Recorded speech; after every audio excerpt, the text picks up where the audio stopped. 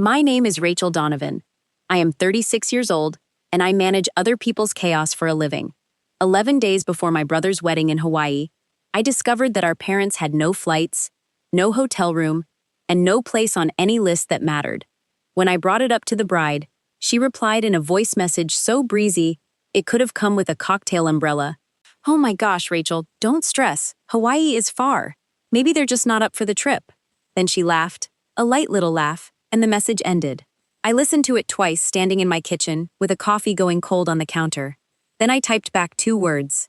"Got it. Thanks." She screenshot that reply and sent it to her sister with a thumbs up emoji. I know because her sister told me later, long after everything had come apart. Meredith thought she had handled me. What she had actually done was hand me a start time. The calls come later. The apologies come later. The realization of exactly what my 2 words meant comes much, much later. This story begins with a filing cabinet, a kitchen table covered in sticky notes, and a 1.5 years of work no one ever thought to thank me for. Welcome back to Secret Family Payback, where quiet people reach their limits, and the moment they do, everything changes. If stories about dignity, about family, about the calm decision that moves mountains speak to you, drop a comment below and subscribe. Because what happened when that breezy voice message met my 2-word reply is a story that does not end the way Meredith expected. Here is what you need to know about me before any of this makes sense. I am the oldest of 3. My brother Caleb is 33. Easy with people in the way some men just are. The kind of person who makes strangers feel like old friends in under 5 minutes. My sister Joanna is 29, lives in Portland, teaches 2nd grade, sends our parents a card every single month without fail. And I am Rachel, the one in the middle by birth and by function. I work as an operations coordinator for a regional hospital network. My job is the kind that has no clean edges. It spills into evenings. It calls on weekends. It asks things of you that are not in any job description, because the job description is just the surface of it. And beneath the surface is 1,000 small decisions that keep an enormous machine from grinding to a stop. I am good at my job. I am very good at my job. My supervisor once told a new hire, "When in doubt, ask Rachel," because Rachel has either already solved it or already written the plan for solving it.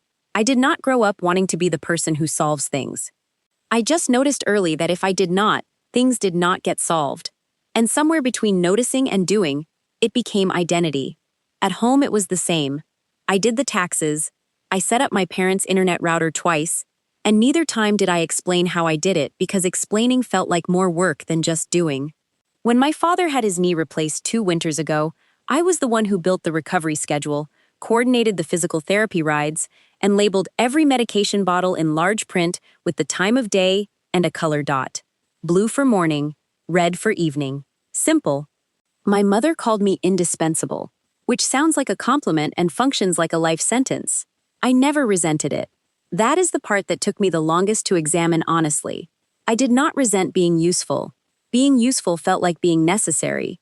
Being necessary felt like being loved. And for a long time, I was too busy being all 3 to notice that none of them are quite the same thing. My brother Caleb met Meredith Ashton at a fundraiser 2 years ago.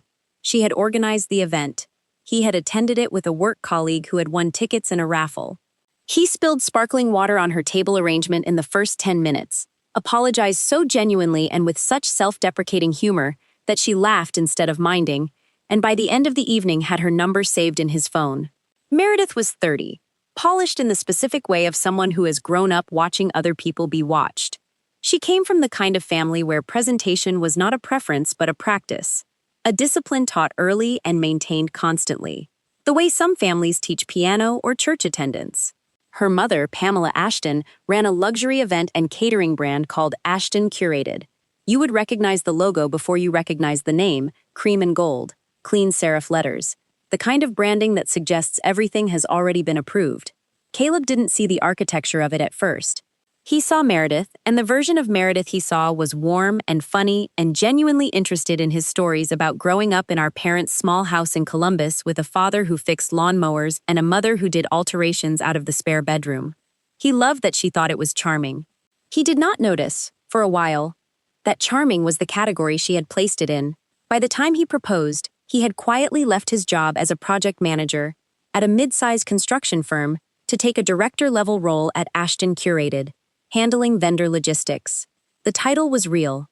The independence that came with it was less so. His paycheck now lived in the same building as his relationship, and his relationship lived in the same building as his future mother-in-law. I noticed. I wrote it in my planner under a tab I labeled Watch, and I said nothing because Caleb was happy, and sometimes the kindest thing you can offer a happy person is silence. You at the engagement party? Pamela Ashton found me near the appetizer station. She shook my hand the way executives do, firm and brief, eyes already planning their next move. I hear you're the organized one in the family, she said. We will absolutely need people like you on the planning side. People like you. Not you. People like you. As though I were a category rather than a person. I smiled and said I was happy to help where I could. That was my first mistake, said at a party, over a stuffed mushroom with a smile. The planning began in January and moved fast the way Ashton Curated projects always moved, with a sense of beautiful urgency that made everything feel like a privilege. Meredith texted me spreadsheets. Pamela copied me on vendor emails. A Ashton Curated coordinator named Sloan sent me access to a shared drive. Within 6 weeks, I was the unofficial, uncompensated project lead for a 160-person destination wedding at a private estate in Lanai. I built the binder. Of course I built the binder. 4 sections, color-tabbed, laminated dividers, every vendor with a primary contact and a backup contact, because primary contacts get sick and backups save weddings. I had a full timeline broken into 20-minute blocks. I had a weather contingency plan, I had a communication tree. Our florist, Denise, who had worked 3 hospital galas with me over the years, looked at the binder and said quietly, Ashton Curated would bill $4,500 for this. I did it for a thank you that never came, and a sister-in-law relationship I was still optimistic about. And yes, I want to say this clearly because it matters later. I knew I was being used. I find systems for a living. This was a system. I was the unpaid component in it. But my brother's shoulder would drop with relief when I sent a completed document. And my mother was already dreaming about what to pack. And my father had started doing his morning walk twice around the block so he'd feel strong for the long flight. And you can see clearly that you're standing in a trap, and still stand in it, if the people you love are standing there beside you. Some binders weigh 6 pounds and have laminated tabs, and are built entirely out of hope. The first sign was a small one, the kind you file away without filing a complaint. In February, Ashton Curated published a feature on their website about the upcoming wedding, an editorial-style preview with soft-focus images of the estate, the venue, the couple. In one photograph, my parents had attended a planning dinner, and there they were in the background, my father in his one-collared shirt, my mother laughing at something Caleb had said. It was a good photo. It was my favorite photo from that whole evening. When the feature went live, the image was cropped. My parents weren't in it. The frame began at Caleb's shoulder and ended at Meredith's. I called Meredith and asked, as pleasantly as a person can ask, whether the original photo could be posted somewhere. She said, with the patience of someone explaining something to a child, that the website imagery had to stay on brand, Rachel, and that not every face worked with every aesthetic. She said it kindly. She said it like it was obvious. I stayed on the phone and said I understood, and then I hung up and got the original file from the photographer, printed it, framed it, and hung it in my parents' hallway. Mom cried and called me thoughtful. She never knew about the website photo because I handled it quietly and kept the peace and kept the machine running and made sure no one was uncomfortable, including the person who had done the cropping. That was my second mistake, dressed up as kindness. There were more to come. In March, Ashton Curated made an announcement that I genuinely received as good news. All immediate family travel would be arranged and covered by the Ashton side. Flights, accommodations at the estate's guest wing, ground transfers, everything. It was generous. It was the kind of gesture that makes you revise a person upward in your estimation. My mother called it lovely. My father said, well, that's a relief. And he meant the logistics of it, the planning of a long-haul flight for 2 people in their mid-60s who had never flown further than Florida. Mom started looking at sundresses.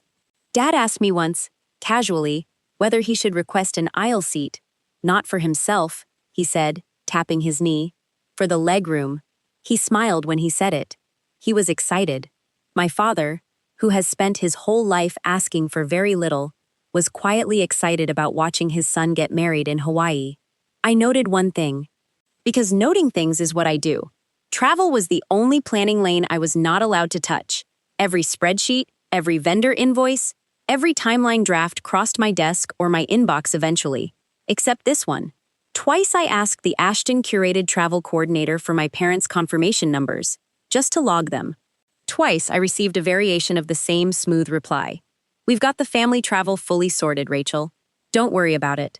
I wrote in the margin of my binder. The final travel itinerary arrived 11 days before the wedding in a PDF with the Ashton curated logo at the top, and a color photograph of the coastline. It was beautiful to look at, and I read it the way I read everything, completely, line by line, without skipping. Every guest had a confirmation code beside their name. Meredith's college roommate. Her stylist. 3 people I had never heard of whose connection to anyone in either family I could not identify. All confirmed, all placed, all accounted for. Frank Donovan. Nothing. Linda Donovan. Nothing. No flight, no room, no shuttle group, no notation. Their names existed in the document in exactly one place, under the family attendance header, and then nowhere else, as though the document had simply decided they did not need to travel to get there. I did not panic. I processed. I called the travel coordinator first, warm and assuming the best, because errors happen, and most of them are genuinely clerical. She said she'd look into it. The next morning I called again. The morning after that, I sent a professional email, the kind I have written hundreds of times, clear and calm, requesting booking confirmations for Frank and Linda Donovan as soon as possible. Then I did my own checking, because trust is professional, and verification is personal. The estate's guest accommodation had been closed for 3 weeks. Finalized. Released. The nearest hotel on the island had nothing in the window we needed. I called 3 more. Nothing.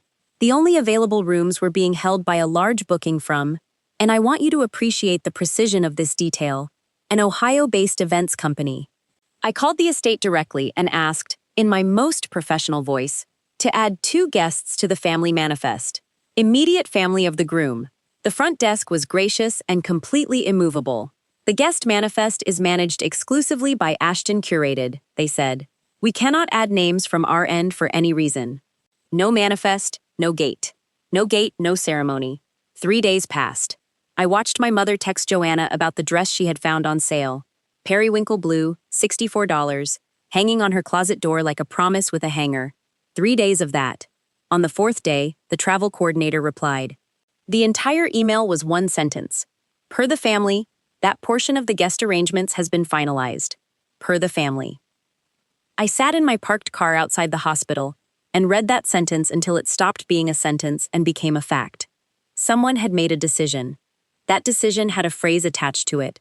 The phrase had been delivered to me like a form letter, because that is what I was in this system, a form letter recipient. There was a group thread for the wedding, mostly logistics, mostly me answering questions other people got thanked for. I used it deliberately. I kept my message short, the way I keep work escalations short. Quick flag, I wrote. Mom and Dad don't have flights or accommodations on the final itinerary, and the travel coordinator says the list is finalized. Can someone help me get this corrected today? The typing indicator appeared, disappeared. Appeared again. Then Meredith's reply came through, and I am going to give it to you exactly as it existed on my screen, because I have read it enough times to know it by heart. Oh my gosh, Rachel, don't stress. Hawaii is far. Maybe they're just not up for the trip. Then a laughing emoji. Then a small yellow sun. Her maid of honor liked the message. Somewhere across the city, my mother was probably ironing the periwinkle dress on the back of the closet door and telling my father which sandals she thought she would wear on the beach. And here was a small yellow sun laughing at her. I stood at my kitchen counter for a long time. I could have written a documented response with dates and screenshots. I could have called Caleb's number and gotten the voicemail I had been getting for 2 weeks. I could have done a great many things. Instead, I typed the only sentence that was entirely accurate. Got it. Thanks. Meredith read it. No reply. She sent the screenshot to her sister. She thought she had ended something. What she had actually started was a clock, and only one of us could hear it. That night, I opened my laptop and tried to buy my parents into the wedding myself. I want you to watch me try. I need you to understand this door was pulled shut, not left shut. Flights first. Columbus to Hawaii, 11 days out, wedding season, $4,200 per seat, 2 connections, a middle seat at the end for a man with a replaced knee. I kept going. I have savings. I kept going. Hotels. The island was locked tight. I called 6 properties. I tried a rental platform. I tried a bed and breakfast 40 minutes from the estate. Full, and one very kind person who told me June books out by Valentine's Day. She was not unkind about it. She simply told me the truth. I called the estate one more time, different voice, same business tone. I am with the Ashton Donovan wedding, I said. I need to add 2 guests to the arrival manifest, immediate family of the groom. The response was the same response. Politely final. The manifest is managed exclusively by Ashton Curated. I even priced a villa on the far side of the island before I stopped myself and asked what I was doing. Fly my parents 11 hours so they could sit outside a locked gate in nice clothes? I closed the laptop at 1 in the morning. Every door had been locked from the inside, quietly, while I was busy tabbing their seating chart. Someone does not lock that many doors by accident. Every single lock requires a decision. You are wondering about Caleb. You should be. For 3 weeks, my brother had been doing a digital wellness retreat in the Pacific Northwest. Phones surrendered at check-in, scheduled by Meredith and booked the month before, beginning 6 days before the wedding window and ending the day before the flight to Hawaii. No outside contact. A single emergency relay number for genuine crises. I called it. I said the words family emergency without qualification, because it was one. The response came back through a staff relay, the tone of a form receipt. Caleb says he appreciates the concern and that his parents had decided not to make the trip given the travel distance and his father's health, and he wants everyone to respect that decision. His parents had decided not to make the trip. I read that relay message standing at my kitchen counter, and the room went very quiet. Because there it was, the full shape of it, finally visible. Someone had spoken to my brother early, maybe months ago, and told him a story. In his story, our parents had graciously and independently chosen not to attempt such a long trip given everything, and the loving thing was to honor that choice rather than push them. He had never questioned the itinerary because he believed the itinerary reflected a decision our parents had already made. There was no cruelty in my brother. There had never needed to be. You do not need a cruel person if you have a managed one. Control what someone believes and you never have to argue with what they see. I had spent 14 years doing it to schedules. Someone else had spent 14 months doing it to him. 2 days after the breezy voice message, Denise called me. She forwarded something, she said, voice low and careful under the sound of her refrigeration units.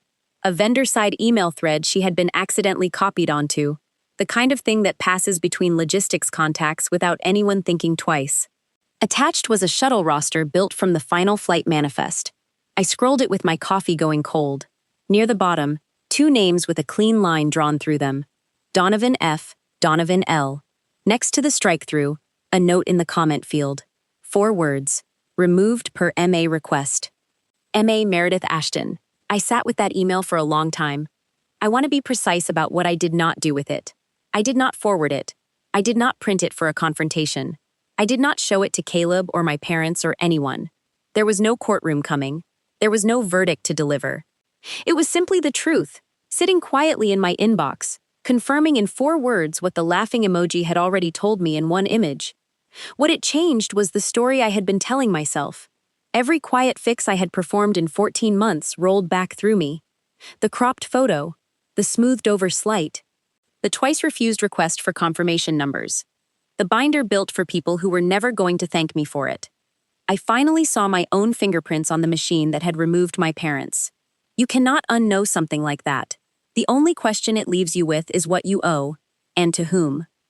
What I owed, as it turned out, fit inside a 4-section binder with laminated tabs.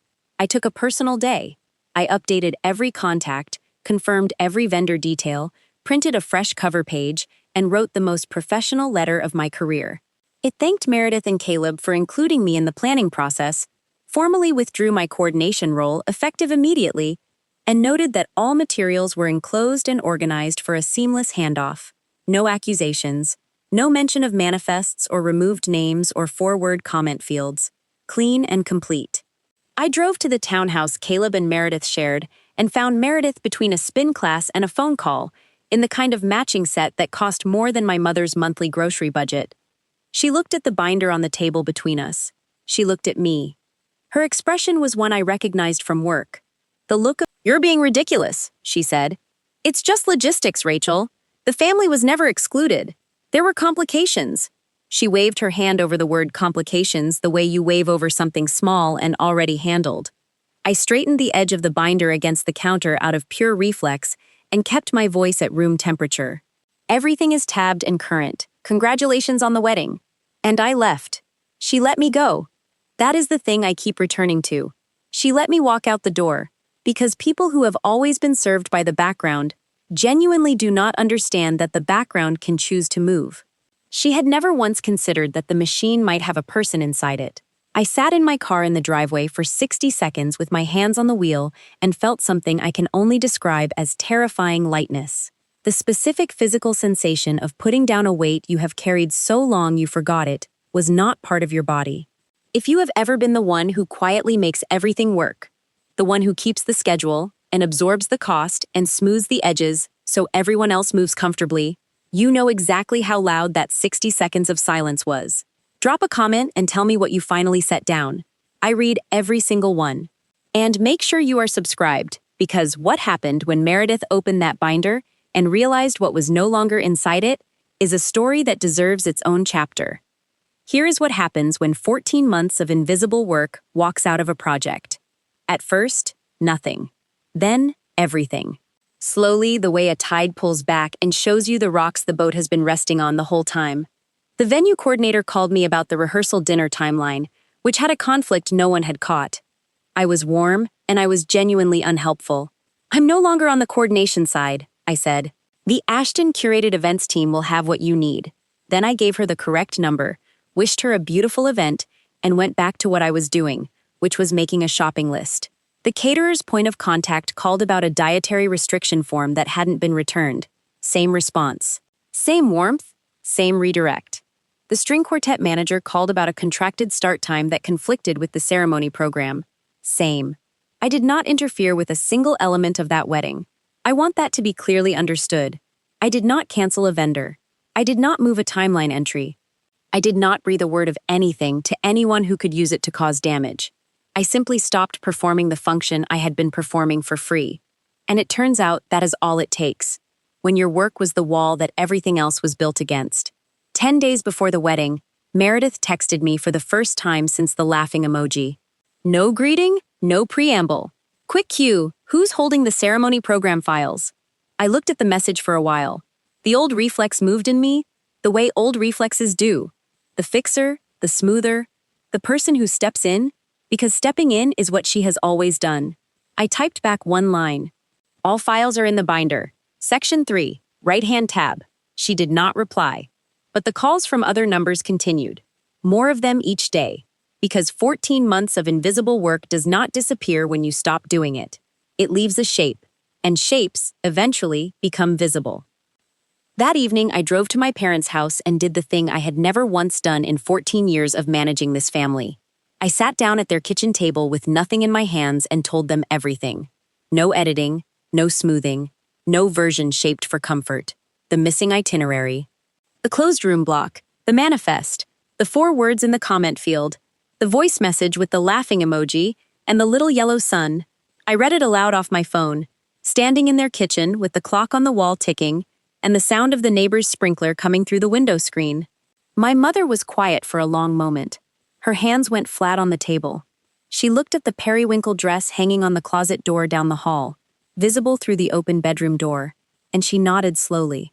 The way you nod when something you have been quietly worried about is finally confirmed out loud. My father took his glasses off. He looked at the backyard through the kitchen window for a moment. Then he turned to me with his jaw set the way it gets when a piece of equipment has failed beyond repair, and the only honest thing left to do is acknowledge it. "We don't chase invitations, Rachel," he said. "We never have." And then, quieter, the thing that broke me open a little. I just wanted to see my son married. My mother cried once, briefly, over the dish towel at the sink. It was not about the trip. It was about Caleb, standing on a beach 2 weeks from now, not knowing that his parents hadn't chosen to miss it. They had been removed from it. quietly and administratively, and with a line through their names in a comment field. I promised her the truth would reach him. I had no idea yet whether I could keep that promise. On my way out, I stopped in the garage. Just to stand there for a minute in the smell of sawdust and motor oil, my father's workbench. His calendar on the wall, the kind you buy at a hardware store. Every month, a grid of plain squares. I looked at the month of June, at the date of the wedding, and I made a decision so fast it didn't feel like a decision. It felt like recognition. I had money set aside. Not a lot, and not for this. But some things are worth spending the savings you were keeping for a someday you hadn't scheduled yet. I spent it in 5 days, and I have never once questioned the spending. A tent for the backyard, white canvas, rented from a company that answered on the second ring and delivered on Thursday morning. Round tables and folding chairs and string lights from the same company. Denise did the flowers at cost, which for Denise means a great deal. Peonies, specifically because they are soft and full, and no one has ever looked at a peony and thought about a camera angle. The women from my parents' church who handle the food for every baptism and retirement party and funeral reception in the parish said yes before I finished asking. My father's neighbor Gary, who had been in a band in a previous life and still owned the equipment, brought 2 friends and tuned up for the weekend. And Pastor Willis, who has known my parents since before I was born, who performed 3 funerals for people my mother loved in the last 4 years alone, said of course without hesitation when I called him on a Tuesday evening. A vow renewal. Saturday, June 21st, 4 in the afternoon. Frank and Linda Donovan, 38 years of marriage, properly celebrated. The guest list was the anti-manifest. It was every person who had shown up over 3.5 decades without being asked. The neighbors who had taken in our mail every time my parents visited Joanna in Portland. Dad's crew from the machine shop, older now, slower, the same. Mom's friends from the alterations circle who had sat in her spare bedroom for years hemming other people's happiness. Caleb's high school baseball coach, who had driven my father to 2 games when the car wouldn't start and never mentioned it again. Nothing went on social media. No preview, no countdown, no aesthetic flat lay of the invitation beside a coffee cup. I was not staging anything. I was building something. And the difference between those 2 things is the entire point. I returned to Ashton Curated once, and only once, after I left the binder. I had personally signed for several items borrowed from their inventory for the engagement party. My name was on the form, so my name would be on the return. I brought everything back on a Wednesday, itemized, initialed, complete. The events wing was in a particular kind of elegant. The line ended. I sat on my kitchen floor at 12:30 in the morning with a warm phone and no control over anything whatsoever, which for a woman like me is its own specific kind of freefall. Friday morning, Denise texted me from her back-channel contacts in the Hawaii floral world, where information travels faster than airplanes. Her Maui contact doing final installs at the estate said the groom had arrived in the events tent that morning, calm as overcast weather, and asked to see the printed manifest and the master seating chart. If you have been with me this whole time, you already know this was never about 2 plane tickets. It was always about who gets counted as family.